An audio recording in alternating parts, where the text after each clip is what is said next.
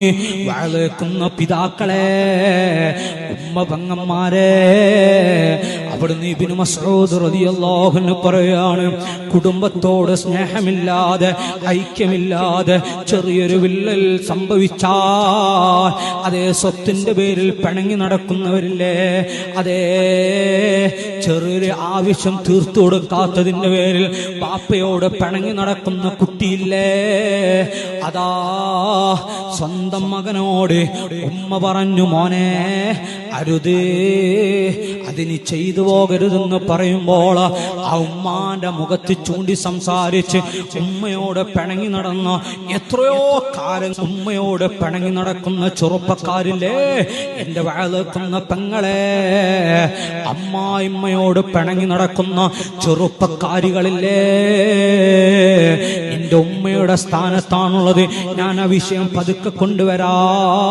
അങ്ങനെ പിണങ്ങി നടക്കുന്ന മനുഷ്യനാണെങ്കിലും ഉമ്മയാണെങ്കിലും ആരാണെങ്കിലും മോനെ, അല്ലാഹു പൊരുത്തപ്പെടുകയില്ല.